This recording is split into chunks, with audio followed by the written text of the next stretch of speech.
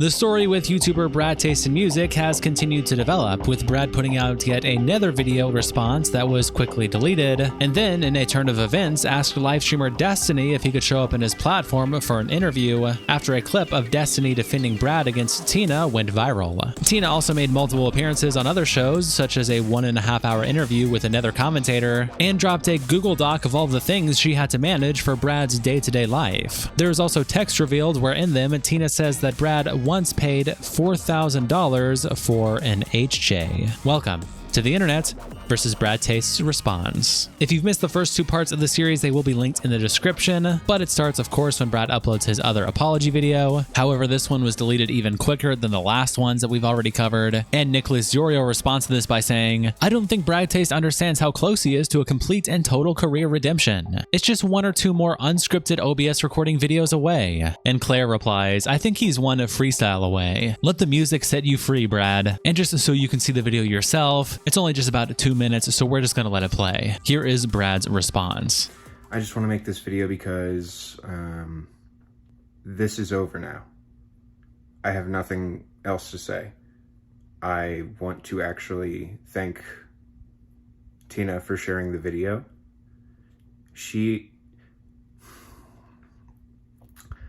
I'm really scared of her because she's smarter than me. I'm younger than her. And I never really had a strong foundation, like at home. And when I went to go live with her, she thought very differently than I did on a lot of things. And a lot of the time, I would blame her for things that are not her fault. And I truly believe I didn't know any better.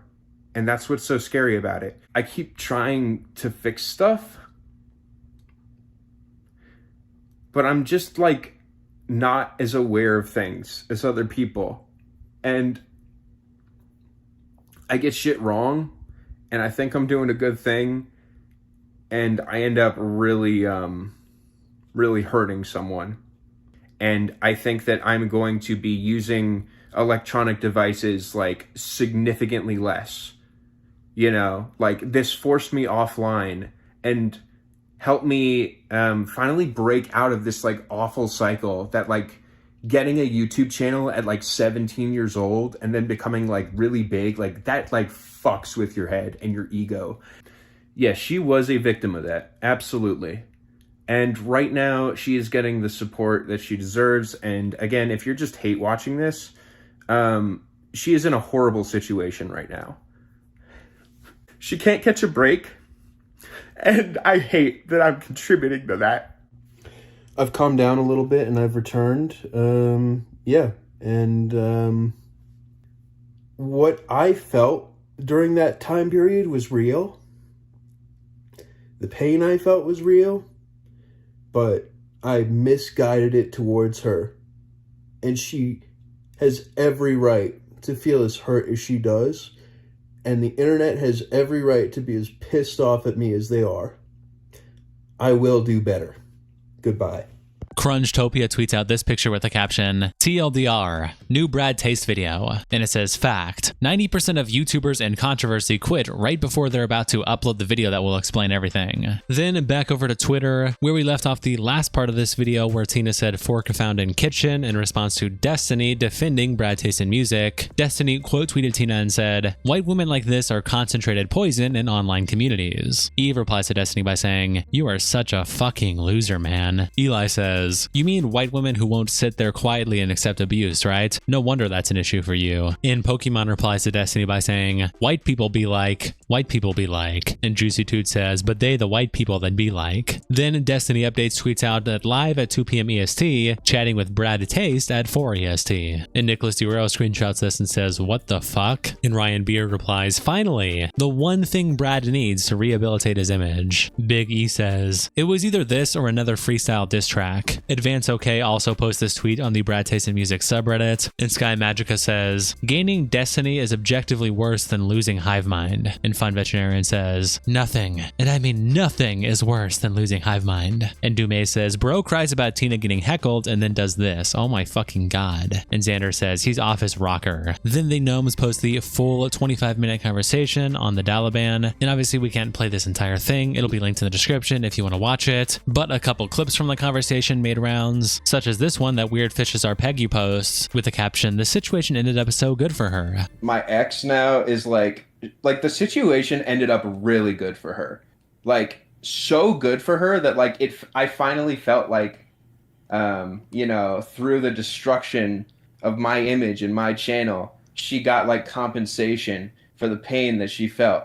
And Dating Understander says, it's crazy how much the guy I robbed and ran over benefited after the police caught me and people felt bad for him. Shaking my head. And Surfer replies, the guy got Medicare that he wouldn't have gotten otherwise. IK replies to the clip by saying, I mean, he's not wrong. Dumping his abusive ass was good for her. And Candela Belen replies, sadly, it was him that broke up with her. And Tina comes in the thread and says, that's not true. I broke up with him after the arrest, dumped his ass, and also rejected his pleas to get me back over the past year. And Tinbone says, did you ever scream at him? And the Ravenborn replies, what kind of question is this? And Tinbone says, huh? This is a did you two ever yell at each other question. Are you serious? Entire Lemon says, Brad is one of those rare cases where I can't find a shred of compassion for him. He is a textbook manipulative person. He can only blame himself for all of this, but the thing is, he won't. He can't. He lacks the ability to. As someone who stopped watching Brad months before the Ethan crash out, it's been crazy seeing these updates. I stopped watching his streams because he seemed like he was getting extremely entitled and arrogant once he started making good money. I had no idea he was also extremely abusive, delusional, and this out of touch with reality. I would be terrified if I found out I lacked self-awareness to even a fraction of the level of Brad. And Intelligence Flow replies, this is what makes me question myself and others that still stuck around. Then Top Concern posts on the Brad Taste in Music subreddit to the Brad/Destiny Talk mega thread, and Spy Spiegel says, I couldn't watch it honestly beyond the first 4 or 5 minutes. This is so pathetic and awkward of Brad to feel the need to jump on a trash bag stream to say stuff when he repeatedly said he's gonna go offline. Like, Jesus fuck, stop with this already. The way he was letting Destiny command him was so cringe. Also, what the fuck was the point of it even? Heck, Destiny even said, like, bro, why did you even want to be here? So it was Brad who asked Destiny. And that is just so blah.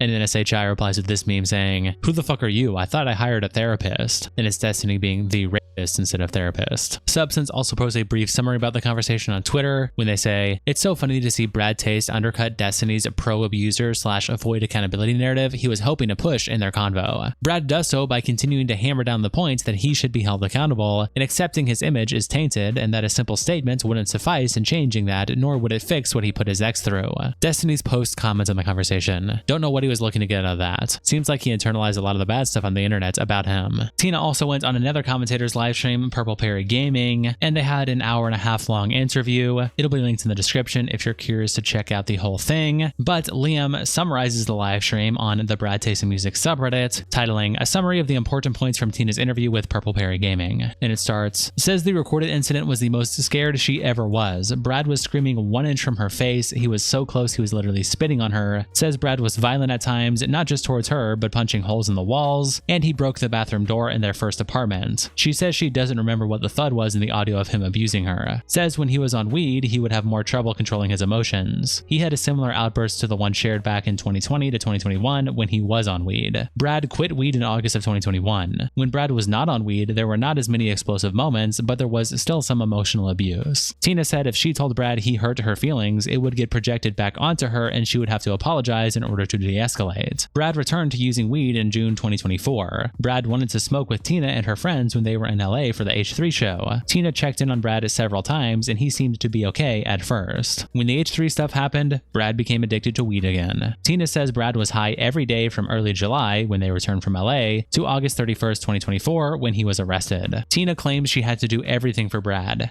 Every trip they went, she packed every suitcase for him. She cleaned the house, did grocery shopping, and managed doctor's appointments. She said she was still working 10 hours a day at one point as a medical assistant and would come home with the house a mess, and Brad had been playing video games or high all day, so she would clean it. Tina shares she has fibromyalgia, a chronic pain condition. It flares up with stress, so whenever Brad was abusing her or spiraling, it would also cause her to have severe full body pain. Brad convinced Tina to quit her job because of her condition and that she was making far less than him. Tina basically set up everything for Brad as far as equipment, managed his finance and PR. Brad would literally text her and for her to clean up if people were mad at him for something. Brad couldn't maintain relationships with anyone. He wouldn't respond to people, so Tina was his only support. She was basically doing everything, with Brad only just doing the streaming. Out of the $5K she was paid a month, $1K went to taxes, $700 to $800 went to her portion of the rent, also health insurance, car payments, car insurance. Basically, even though $5K sounds like a lot to stay at home, she was doing everything for Brad but wipe his ass, all while paying her own bills and having a chronic illness. Tina says she never smoked weed around Brad or kept weed in the house when Brad was clean. The only time she was smoking weed while being paid $5K was July to August 2024 to cope with the abuse when Brad had begun using again. Tina says she has a 1-hour recording of Brad in 2021 of him interrogating her in her own bed when he was high. Tina felt like she had to do everything to protect Brad's career because if it fell, everything would crumble. She would lose her house, not be able to feed her dogs. Brad didn't fully understand the power that he had and that if he blew it up, it wasn't just him that would be wrecked. The dogs were terrified when Brad was yelling, and even now they get fearful of loud noise. She says she has around 10 recordings of Brad's emotional abuse, the earliest being December of 2020. She says she locked herself in the office after the incident of Brad yelling and was scared for her life. She then sent the audio to her mom first and then his mom, who was somewhat nonchalant about it, while Tina's mom immediately came and picked her up. She shared it with 1 or 2 of her closest friends later and nobody at Hivemind. She shared with her and Brad's mother as a plea for help. Says that she did not have anything to do with the audio getting posted on Brad's channel, that she believes that some former moderators still had moderator access to the channel and posted it. Tina says she did not want to release the audio, but whenever Brad uploaded a new video, it would derail her life for several days, so she had no choice. Brad would message Tina after they broke up, sometimes asking for her back, flip-flopping between apologetic for everything he put her through to being upset with her. The last time he contacted her was August 1st, 2025, and he sent this weird message that he would never give up on her, that he doesn't need her to solve anything for him and can give her a comfortable and quiet life, and that to contact him if she wants to go back. Yikes. Tina didn't respond to it. The audio that we heard was not from the same day Brad was arrested. Tina's mom picked her up after that. Brad called the police that night and he talked to them at the apartment. She came home 24 hours later at night to pick up some stuff and fell asleep on the couch. She woke up in the morning and Brad told her he was going to be streaming and would leave her alone. She was on the phone with her mom, who was asking when Brad's mom was coming. Tina was saying that she needed someone to step because it was really bad. Brad was apparently listening through the office door and busted in and started screaming at her. Tina put her mom on speakerphone and Brad started screaming at her too.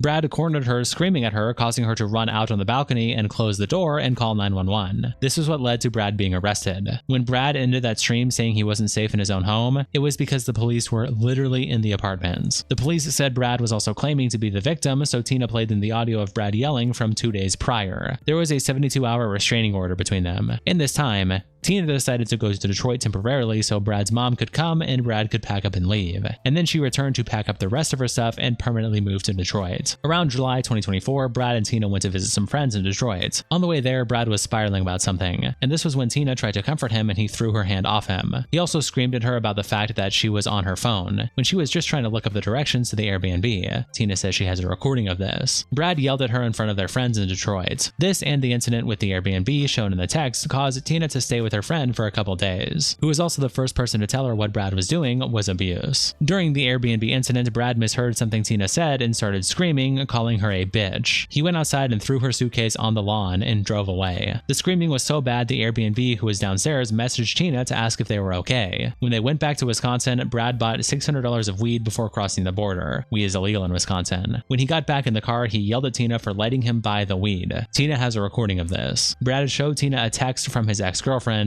accusing him of being narcissistic and abusive. Feel free to add anything if I miss something important. All the love to Tina. This seems like a genuinely hell to live with. Grinch Knight replies, one of the craziest parts in my opinion is that he just kept wanting to stream like nothing happened. Even with that shitty freestyle rap thing he made, he wanted to like play it off as just a little thing that he could just swerve around. Fucking gross. NOP replied, in the SI video, Brad said something to the effect of that he was in a mindset he was so obsessed with his work he couldn't focus on anything else. Then again, I'm not sure he was even telling the truth truth that he screamed at Tina because she interrupted his live stream. I think he was insanely paranoid and was eavesdropping and then heard her talking about him. Then ARTV posts on the Brad Taste in Music subreddit this video titled "F you Brad Taste in Music" and captions it "uploaded with Tina's consent, screened with her over a phone call for her approval first before uploading. Hope this brings clarity to my crash out on Brad and the subs last year." Intrepidator replies, "The fact that the $4,000 handy is now public knowledge is crazy. I've known about that now for a year." Immigrant Thought says, "The 4K what?" And Squill says, "May I ask for more context of how you knew about that for a while before the public? Don't have to go into any specifics, I'm just curious." And for that context, here is the actual screenshot that Tina sent to ARTV in his video. And its text that start with Tina saying, "Hi, it's Tina." And ARTV replies, "Hi." And she says, "I have the 8 minutes leading up to the crazy screaming and then a separate recording of the crazy screaming that occurred right after. Trigger warning for real, it's bad. But the 8-minute one is wild. Like I said, just hearing his delusional thought processes is kinda crazy. Also, side note, one time he paid $4,000 for an HJ. Embarrassing." And ARTV says, "Well shit, let me sit down for this one. I'm getting in bed." "What the helly? Brother, what?" And Tina says, "Yeah." And he replies, "I am so sorry, but I am cackling right now, as someone who's never had to pay for a woman's touch." And then there is a document attached from ARTV and Tina where it says, "The following is a list of chores / tasks / responsibilities that Brad listed out over their 5 years together for Tina to do in their relationship. All formatting has been left as it was in the shared notes from Tina to me, John /ARTV. Responsibilities / expectations. Household. Collecting / picking up garbage from around the house. Includes cleaning old food out of the fridge and actually cleaning inside of the fridge. Taking garbage out of the can. Brad often leaves it overflowing. Laundry. Collecting Brad's clothes next to the bed. Collecting Brad's socks in office and next to couch. He says that he will take care of these, but they often stay there until I take care of it myself. Sorting all dirty laundry. Washing all laundry. Folding or putting away clean laundry. If the laundry is all in a big clean pile, he asks me to find him an outfit. Maintaining / cleaning washer and dryer. Washing all sheets, bedding, pillowcases, pillows, and putting everything back together. Collecting and washing bath towels. Collecting and washing kitchen hand towels and drying mats. Then dishes. Loading the dishwasher. Filling rinse aid. Have never seen Brad do this. I don't think he knows what it is or how to check or fill it. Collecting cups on Brad's bedside table or desk in office because they usually will stay there until I take care of them myself. Ordering any supplies needed at all. Personal care supplies, deodorant, shampoo, etc. Household supplies, garbage bags, air purifier filters, Brita filters, Kleenex, etc. These things all require keeping mental inventory and deciding when they should be purchased. Going out and shopping, Costco, Target, grocery store, etc. Picking up the mail. If I do not check the mailbox myself, mail will continue to pile up. Not once has Brad picked up the mail without me explicitly asking him to. Making specific grocery lists, ordering groceries, or shopping myself. I also have to put the groceries away and organize them if Brad shops or brings Instacart orders upstairs. When he needs to put them away, he just puts the plastic grocery bags in the fridge with the food in them. Contacting house cleaner to schedule cleanings once a month. Making sure she gets paid and doing PayPal requests from Brad after. Vacuuming. Maintaining the vacuum, emptying the vacuum, charging the vacuum, actually vacuuming, carpet floors, hard floors, furniture. Researching a new vacuum when we needed a new one. Air purifiers, cleaning them periodically, changing odor filter every 3 months. Changing HEPA filter every 6 months. Organizing everything. Everything in this apartment has been decided by me. Every piece of furniture, every cabinet full of stuff. I had to decide all alone what should go where. I believe that Brad doesn't even know where a lot of things are because of this. Cleaning floors, sweeping / vacuuming, steam mopping, taking apart the couch every month or a couple of months and cleaning underneath it. It's a modular couch, so a lot of stuff falls through the cushions all the way through to the floor underneath. Bathroom, frequently changing out empty toilet paper rolls that were left in the dispenser by Brad, cleaning the gunk off of Brad's toothbrush because he does not properly rinse it, changing his toothbrush head periodically. Miscellaneous tidying, cleaning up after meals, fixing pillows / blankets on the couch, picking up garbage, cleaning up spills, etc., wiping down counters and stove, cleaning windows, putting stuff into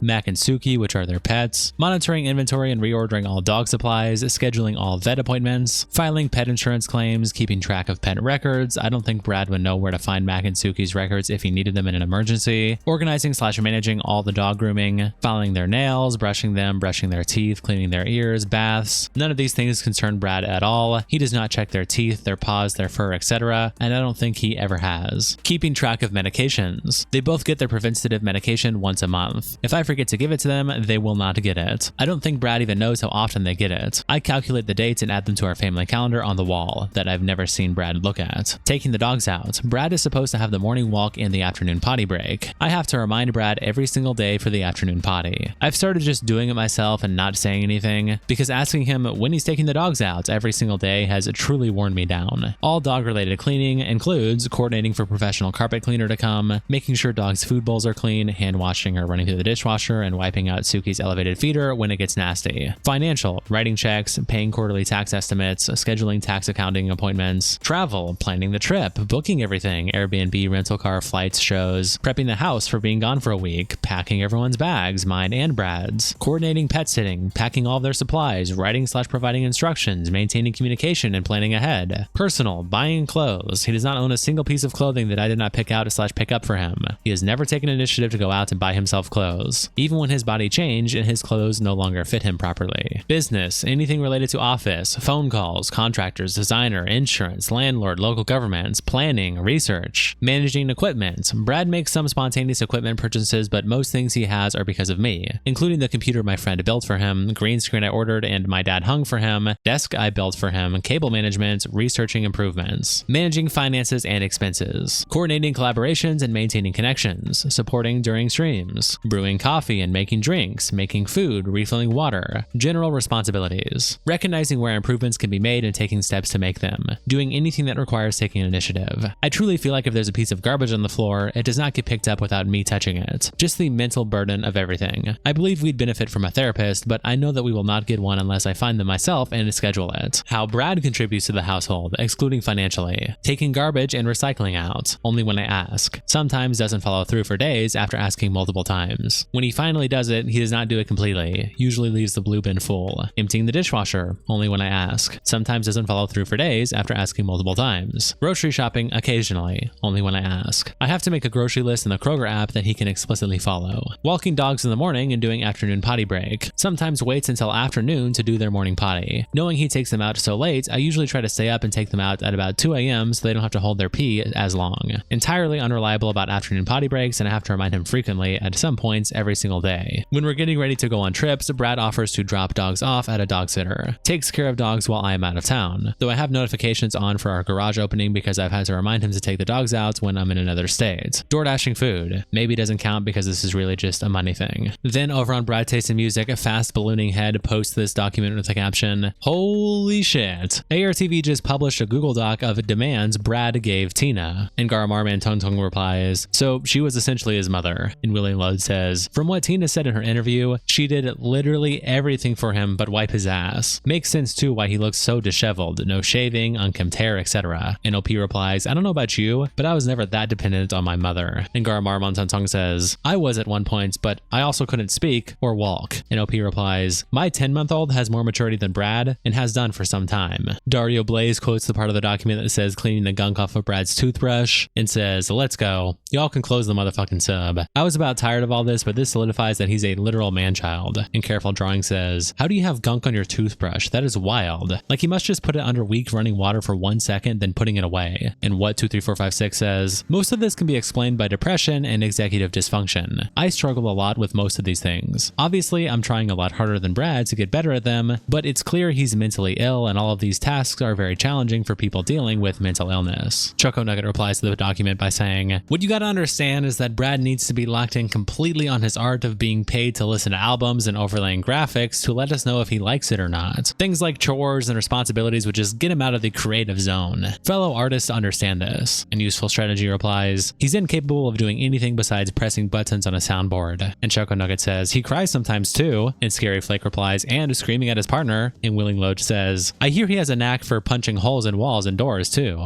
Then again on the Brad Taste subreddit, No Film posted this picture with a caption, "Brad tried calling ARTV." And it's an Instagram post from ARTV where Brad messaged him and said, "Not trying to freak you out or anything by calling. I'm well aware of everything going on and I kind of want to just make some things right between us. Call back if you're interested." And ARTV says, "You have got to be fucking kidding me. I'm not answering that man. The starvation for attention is insane." Then over on Brad Taste, Top Concern also posts that there is a GoFundMe now for Tina, entitled to "Donate to help Tina rebuild her life after abuse," organized by Taylor Nelson. And the GoFundMe, as of right now at time of recording, has $9,735 raised out of 10K. And Tina tweets out, "Very overwhelmed by the outpouring of love and support from you guys. For the first time in a long time, I feel like I can breathe. Thank you." Shout out to our tier 3 members, Internet representatives Kiko, Salsao, Coldest Bandito, Captain Crash Outs, and 19 kilometers. Thank you guys so much for the support, and I'll see you all on the next episode.